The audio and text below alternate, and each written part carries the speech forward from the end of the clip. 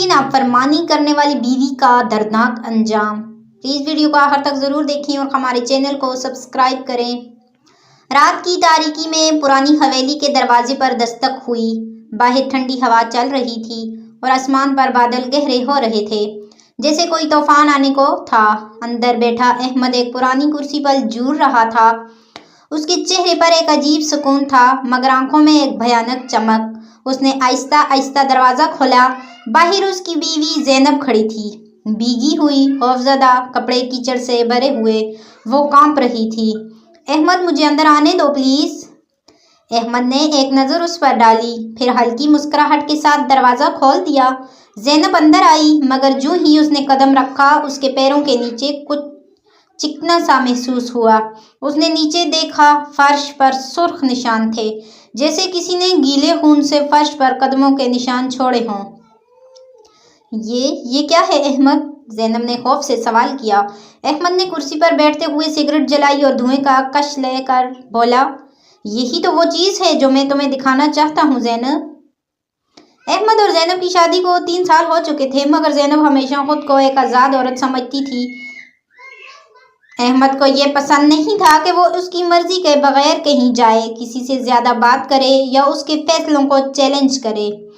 مگر زینب زمانے کی نئی عورت تھی جو اپنے حقوق کے لیے کھڑی ہونا چاہتی تھی۔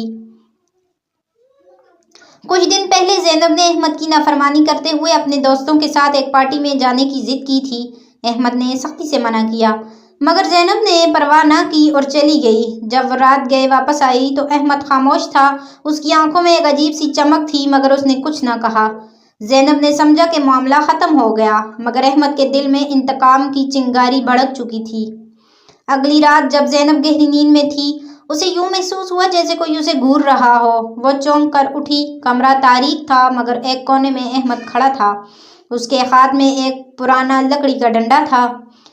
احمد، تم اس وقت یہاں کیا کر رہے ہو؟ زینب نے حیرانی سے پوچھا۔ احمد آہستہ آہستہ اس کے قریب آیا اور سرد لہجے میں بولا، تمہیں لگتا ہے کہ میری نافرمانی کر کے تم آزاد رہو گی؟ اس سے پہلے کہ زینب کچھ سمجھ پاتی، احمد نے ڈنڈا دیوار پر مارا اور دروازہ بند ہو گیا۔ زینب کا دل تیزی سے دھڑکنے لگا۔ احمد، یہ کیا مذاق ہے؟ دروازہ کھولو۔ یہ مذاق نہیں ہے زینب، یہ سبق ہے۔ احمد نے گھر کے سارے دروازے بند کر دیے۔ زینب کو کھانے کے لیے صرف پانی اور خشک روٹی دی جاتی۔ اسے روشنی سے محروم کر دیا گیا۔ وہ تنہائی میں قید تھی، ایک ایسی سزا میں جس کا کوئی اختتام نظر نہیں آ رہا تھا۔ دن گزرتے گئے، زینب کا چہرہ زرد ہو گیا، آنکھوں کے گرد سیاہ حلقے پڑ گئے۔ وہ چیختی روتی، مگر کوئی سننے والا نہ تھا۔ احمد، خدا کے لیے دروازہ کھولو، میں نے غلطی کی، مگر اس کی یہ سزا۔ مگر احمد خاموش رہا، جیسے اس کی کوئی آواز نہ سن سکتا ہو۔ پھر ایک دن دروازہ کھلا۔ زینب کی حالت نیم مردہ ہو چکی تھی۔ وہ گھسیٹتی ہوئی باہر آئی۔ احمد نے ایک آخری نظر اس پر ڈالی اور بولا، اب تمہیں معلوم ہوا کہ نافرمانی کا انجام کیا ہوتا ہے۔ زینب نے آنکھیں اٹھائی، مگر اس کی آنکھوں میں بہت زیادہ ڈر تھا۔ جو احمد دیکھنا چاہتا تھا وہاں کچھ اور تھا، ایک چنگاری، ایک انتقام۔ رات کے اندھیرے میں اچانک ایک چیخ سنائی دی۔ اس میں شاید کہانی کا اختتام ہو یا شاید نہیں۔ پلیز اگر ہماری ویڈیو پسند آئے تو لائک شیئر ضرور کریں اور ہمارے چینل کو سبسکرائب ضرور کیا کریں۔